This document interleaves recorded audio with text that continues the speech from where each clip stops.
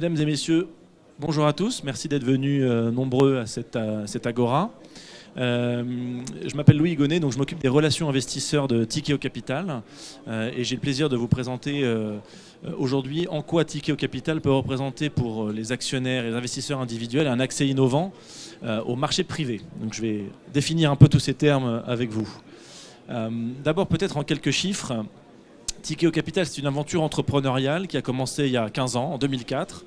La société a été créée par deux entrepreneurs français qui ont eu l'idée de lancer un gestionnaire d'actifs alternatifs, une société de gestion d'actifs alternatifs et d'investissement, à l'époque où c'était un marché encore très naissant.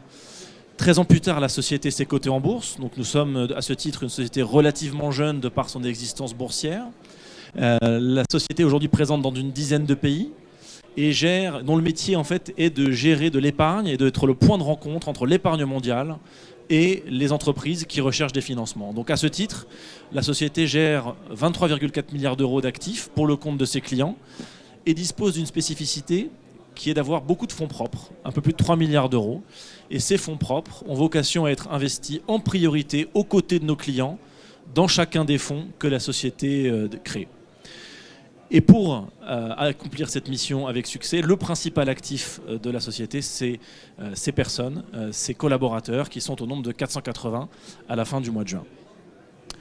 Alors, peut-être pour commencer par le commencement, sur quel marché sommes-nous positionnés ? La société est positionnée sur le marché de la gestion d'actifs alternatifs. Pour revenir sur quelques agrégats, la gestion d'actifs représente un marché de 74 000 milliards de dollars. À titre de comparaison, le PIB des États-Unis, c'est une vingtaine de milliards de dollars. Donc le montant de l'épargne mondiale est assez significatif et continue à croître au fil du vieillissement de la population et au fil de la croissance des économies. Donc aujourd'hui, la partie de ce marché qui croît le plus, c'est la partie qui consiste à être investi dans des actifs alternatifs. Par cette notion d'alternatif, on entend beaucoup de choses. Ce qui nous intéresse, nous, chez Tikehau, c'est principalement ce qu'on appelle les actifs privés, c'est-à-dire les actifs non cotés, qu'ils soient dans le domaine de la dette, dans le domaine de l'action, de private equity, ou dans le domaine de l'immobilier. Et cette classe d'actifs, non seulement est en croissance, mais c'est sur la partie droite de cette diapositive, c'est le segment de marché le plus rémunérateur, qui génère le plus de commissions de gestion. C'est pour ça que c'est un marché qui nous intéresse beaucoup.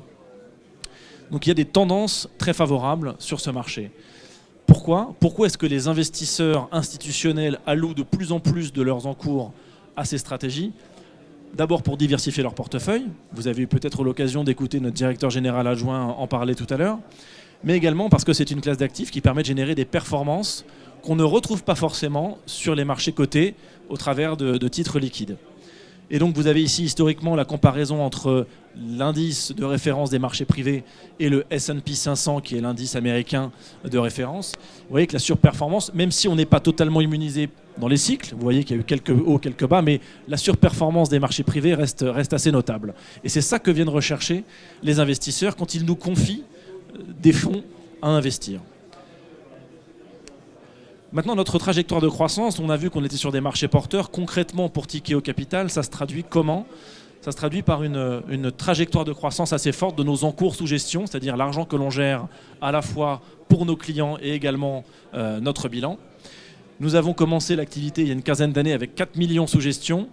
Et au 30 juin, la société gérait 23,4 milliards d'euros dans ces marchés, avec une combinaison de croissance organique et de croissance externe, à la fois en France et également à l'étranger. Nous sommes, comme je le disais tout à l'heure, maintenant présents dans une dizaine de pays dans le monde. Et notre objectif est de continuer à croître, fort de ce contexte de marché favorable, pour atteindre plus de 35 milliards d'euros à horizon 2022. Donc, je vous l'expliquais tout à l'heure, nous levons de l'argent auprès d'investisseurs tiers, c'est notre premier métier, et nous l'investissons dans 4 classes d'actifs. D'abord la dette privée, qui est le métier dans lequel nous avons peut-être le plus d'expérience, qui représente à peu près 36% de nos actifs. En quoi ça consiste ? Eh bien, c'est d'apporter aux PME et aux ETI des solutions de financement complémentaires à ce qu'elles peuvent trouver auprès des banques. Et donc, nous avons été assez pionniers sur ce métier en Europe. peut-être quelques ordres de grandeur, mais aux États-Unis, les entreprises se financent à 80% en dehors du système bancaire. En Europe, c'est totalement l'inverse. C'est-à-dire que les entreprises se financent à 80% via le système bancaire et seulement à 20% au travers de financements alternatifs comme le financement de dette privée que nous proposons. En d'autres termes, si vous êtes un petit artisan que vous souhaitez obtenir un emprunt auprès de votre banque locale pour financer votre business, vous pouvez trouver des emprunts de 50 000, 100 000 euros. Quand vous êtes une société du CAC 40, vous avez accès au marché de capitaux, vous pouvez lever de la dette obligataire, vous avez accès au crédit des grandes banques, les crédits syndiqués. Mais quand vous êtes une PME, une entreprise de taille intermédiaire, pour trouver un financement de 10, 20, 30 millions d'euros, c'est beaucoup plus compliqué et les banques sont de moins en moins présentes. Et à ce titre, nous proposons aux entreprises des solutions de financement complémentaires à ce qu'elles peuvent trouver par ailleurs. Deuxième métier, c'est l'immobilier. Ça a été un des métiers historiques également de Tikehau Capital. On a développé ce métier au fil des années et on a accéléré notre croissance l'année dernière, en 2018, avec l'acquisition de Sofidy, qui est un des leaders français sur le marché des SCPI.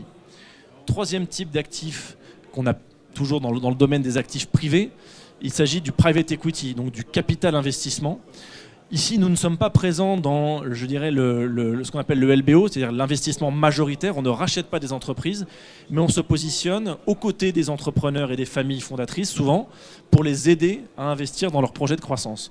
Donc on rentre souvent au travers d'augmentation de capital et à leur côté, on leur fait bénéficier de notre réseau, de nos expertises, et on est à côté de ces entreprises pour les accompagner dans leur croissance. Donc ça, ce sont les trois familles de métiers, je dirais, sur les marchés privés. Et nous avons aussi une gamme de fonds ouverts, c'est-à-dire des OPCVM, principalement obligataires, que nous avons développés. C'est d'ailleurs par ce métier que nous sommes rentrés dans la gestion d'actifs. Donc voilà les quatre métiers de Tikehau aujourd'hui. Alors en quoi notre positionnement est différenciant, innovant ? En fait, quand vous êtes un actionnaire de Tikehau Capital, vous êtes exposé d'abord à une société de gestion, comme je viens de vous l'expliquer. Quand on lève de l'argent auprès de nos investisseurs et qu'on l'investit, notre métier nous permet de générer des commissions de gestion. On facture un pourcentage sur l'argent que l'on gère et que l'on va placer. Donc, comme nos fonds sont des fonds fermés, on a une très bonne visibilité. Les investisseurs ne peuvent pas retirer leur argent avant la fin de la vie du fonds. Ce qui donne sur des fonds qui ont des longueurs de vie d'une dizaine d'années, une très bonne visibilité sur la capacité à générer des commissions récurrentes sur nos fonds. Ça, c'est très important. J'ai parlé des marchés en croissance, je ne vais pas y revenir. On a également une plateforme qu'on a construite dans 10 pays avec 480 personnes qui nous permet d'absorber notre croissance future et donc de générer un levier opérationnel particulièrement fort en termes de profitabilité. Donc ça, c'est la première exposition. Vous êtes exposé à une société de gestion sur un marché porteur qui a une bonne visibilité sur ses revenus. Mais la deuxième exposition, et c'est là où c'est différenciant, c'est qu'on est aussi un investisseur. On a 3 milliards de fonds propres et ces fonds propres sont investis en priorité dans nos fonds, dans les fonds de private equity, dans les fonds de dette privée, à côté de nos clients. Ce qui veut dire que quand on va aller voir des fonds de pension ou des assureurs pour leur dire mais investissez dans nos fonds de dette, investissez dans nos fonds de private equity, bien la société est elle-même investie, et d'ailleurs le premier investisseur dans chacun de ces fonds. Donc on a un total alignement d'intérêts avec nos clients au sein de nos propres fonds. Et évidemment, quand vous êtes du coup actionnaire de Tikehau Capital, vous avez accès à la performance de ces fonds au même titre qu'un n'importe quel investisseur. Donc vous avez cette double exposition à la performance des marchés privés, à la fois au travers d'une activité de gestion d'actifs avec ses sources de revenus et avec une activité d'investissement qui va permettre de générer du rendement sur les capitaux investis. C'est assez différenciant dans notre métier où vous avez beaucoup de sociétés de gestion qui ont très peu de fonds propres et qui du coup n'investissent pas aux côtés de leurs clients. Une des manières et un des axes forts de notre développement, c'est d'inclure systématiquement dans toutes nos opportunités d'investissement une analyse ESG totalement intégrée à l'analyse financière. On ne rajoute pas une couche d'analyse en plus. Chaque gérant de tous nos fonds est sensibilisé à l'intégration des critères ESG dans ce qu'on appelle ESG by design en anglais, donc dans la sélection des investissements. L'existence d'un comité ESG, évidemment, ça c'est très important pour nous. On a également concrétisé certaines de nos convictions dans nos fonds, avec par exemple le lancement avec Total d'un fonds de private equity dédié à la transition énergétique. On l'a lancé en 2018. Tikehau Capital, en tant que société cotée, a investi 100 millions d'euros dans le fonds. Total a investi 100 millions d'euros dans le fonds. Et on continue à lever de l'argent auprès d'investisseurs tiers. Donc ça, pour nous, c'est très important parce qu'on identifie les thématiques que l'on pense être porteuses. Et typiquement, la transition énergétique en fait partie. Et c'est un fonds qui est probablement un des plus prisés en ce moment dans notre portefeuille. Et évidemment, nous avons des clauses ESG dans chacun des fonds avec une sélectivité très forte. Et ce qui est important pour nous, c'est d'avoir aussi la reconnaissance de tous les efforts que l'on déploie. Donc on a un certain nombre de labels, donc le label LuxFlag, qui aujourd'hui est attribué à nos fonds liquides. Et on réfléchit à faire analyser nos fonds fermés aussi au travers de ce label. Et on obéit au principe d'investissement responsable des Nations Unies avec probablement les meilleures notes que l'on pouvait obtenir. Un des éléments clés différenciants et innovants pour nous, c'est de proposer aux actionnaires, aux collaborateurs et à nos clients un alignement d'intérêts total entre nous. Tout d'abord parce que le management est le premier actionnaire de la société cotée. Le management n'a jamais cédé un titre et au fil des augmentations de capital, c'est même renforcé au capital de la société. Pari passou avec les investisseurs tiers. Donc ça, c'est le premier point. Deuxième point, c'est que le management premier actionnaire d'une société qui investit dans ses propres fonds. Ce qui fait que management et actionnaires sont alignés, mais actionnaires et clients sont également alignés, puisqu'à la fin du jour, ce qui est important pour tout le monde, c'est que nos fonds performent. Et ce double niveau d'alignement d'intérêt est inédit dans le domaine de la gestion d'actifs. Qui est au capital aujourd'hui de Tikehau Capital? Quand je vous dis que le management est aligné avec les actionnaires qui sont alignés avec nos clients, vous avez ici la répartition du capital. Vous retrouverez certains noms que vous connaissez. Il est très institutionnel, avec des institutionnels de très long terme. Vous avez, j'en citerai quelques-uns peut-être, la MACSF. Vous avez la famille Peugeot au travers de la holding FFP. Vous avez la Massif, Suravenir. Également Temasek, le fonds souverain de Singapour, qui est entré au capital de Tikehau en 2016, quand nous n'étions pas cotés et qui s'est renforcé depuis. Et également le fonds stratégique de participation, qui rassemble les 7 plus gros assureurs français et qui est rentré au capital au moment de l'introduction en bourse. Et vous avez le flottant qui correspond à 20%, qui est évidemment la partie grâce à laquelle vous pouvez investir en bourse et être exposé à la fois à notre métier de gestion d'actifs et aux revenus de notre société d'investissement. En résumé, pour clôturer mon exposé sur le caractère innovant de Tikehau Capital en tant que société cotée, je vous demanderai peut-être de retenir 5 aspects. Tout d'abord, des tendances de fonds, un marché en croissance, avec des allocations qui vont vers les actifs alternatifs, les actifs privés. Deuxièmement, l'alignement d'intérêts que je viens de mentionner, qui est au cœur de notre ADN et vraiment différenciant dans notre marché. Troisièmement, une contribution de l'activité de gestion d'actifs, avec ses commissions de gestion, qui est en train de prendre le pas et qui grandit au fil des trimestres et qui rééquilibre notre business vers ces revenus récurrents. Un portefeuille diversifié et de plus en plus orienté vers nos fonds. Et enfin, un bilan solide, j'ai dit 3 milliards de fonds propres, au service de la transition vers un métier de gestionnaire d'actifs. Donc c'est vraiment pour nous très important d'être ici parce que on essaye de promouvoir cette approche différenciante auprès des investisseurs institutionnels, mais également auprès des actionnaires individuels. On a fait le salon actionnariat cette année pour la 3e année consécutive.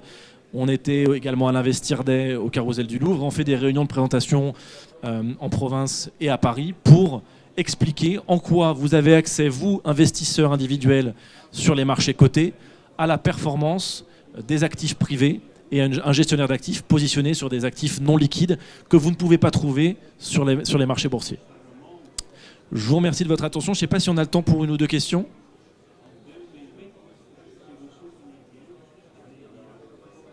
Alors, allez-y. Bonjour monsieur. En cas de crise boursière mondiale, comment vous protégez vos portefeuilles et vos fonds, les fonds que vous avez finalement en réserve? Alors, si je reviens, évidemment, les crises globales sont pas prévisibles. Nous, notre point, c'est de dire, la question n'est pas de savoir si la crise aura lieu, c'est quand est-ce qu'elle va avoir lieu. Donc déjà, le premier point, c'est d'avoir une structure financière parfaitement saine. Aujourd'hui, avec les 3 milliards de fonds propres dont nous disposons, Nous nous positionnons justement pour pouvoir bénéficier des dislocations de marché lorsqu'elles vont arriver. Les fonds que l'on gère, c'est des fonds qui ont des durées de vie d'une dizaine d'années. Quand on crée des fonds qui ont 10 ans de vie, il faut prévoir que dans ce laps de temps, il y ait un cycle qui puisse intervenir. Donc toute la logique de notre investissement, et c'est pour ça d'ailleurs qu'on se différencie fortement des sociétés qui investissent dans le côté, c'est que chaque actif dans lequel on investit nécessite énormément de travail. Vous n'avez pas deux PME qui se ressemblent, vous n'avez pas deux investissements qui sont similaires. Et donc tout le travail, c'est d'être sélectif dans le choix de l'investissement. Donc là, vous avez ici la performance des marchés privés par rapport aux marchés cotés depuis les années 2000. Évidemment, il y a des hauts et des bas, mais la sélectivité inhérente à notre métier de gestionnaire alternatif, inhérente au fait que nous investissons dans des entreprises non cotées, dans de la dette non cotée, et également le fait que le bilan de Tikehau Capital est le premier investisseur dans les fonds, fait que la démarche de sélectivité est la première chose. Et deuxièmement, en tant que société cotée avec 3 milliards de fonds propres, le jour où les choses vont moins bien, c'est aussi pour nous la capacité de racheter des actifs décotés avec des prix intéressants. Donc il y aura probablement, typiquement par exemple en Grande-Bretagne, le Brexit va générer des opportunités pour nous, notamment dans l'immobilier. On a annoncé cette année 2 acquisitions immobilières à Londres. Parce que les investisseurs commencent à partir, il y a des actifs qui restent intéressants mais qui sont fortement décotés, ça nous intéresse. Parce qu'on a des démarches de rénovation urbaine dans nos fonds immobiliers, de stratégies dites value add, où on apporte de la valeur. Et donc les dislocations de marché, pour nous, peuvent représenter des opportunités.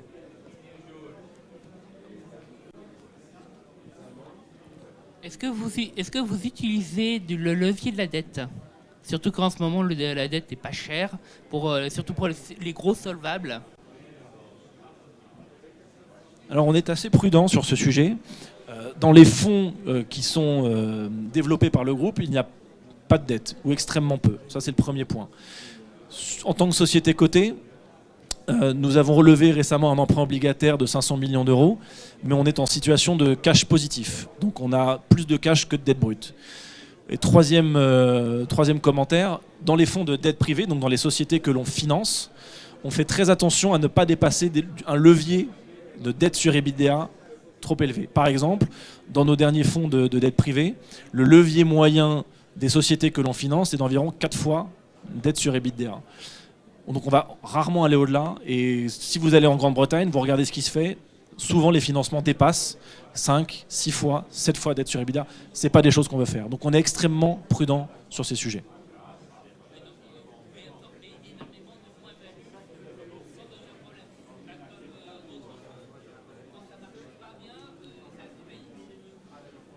Nos fonds, typiquement dans nos fonds, comme on investit dans les PME, je dirais le portefeuille est assez granulaire. Et donc dans le fonds de dette privée, même dans notre activité de dette privée, le taux de défaut historique, c'est-à-dire le ratio de sociétés qui ont fait faillite, ou en tout cas qui ne pouvaient pas rembourser plutôt leurs emprunts, est de 0,7%, d'accord, ce qui est extrêmement faible. Mais encore une fois, quand vous avez la boîte qui est détenue par son management, qui investit ses fonds propres dans les fonds de dette, nos clients et nous sommes totalement alignés. Et donc on ne peut pas, sous réserve de vouloir lever de l'argent, faire n'importe quoi avec la performance des fonds, puisque, in fine, c'est bien le patrimoine de la société qui est engagé. Donc ça, c'est vraiment... C'est-à-dire qu'on a tendance à dire que c'est facile de faire de l'argent avec l'argent des autres, mais avec son propre argent, ça rajoute quand même une couche de prudence supplémentaire.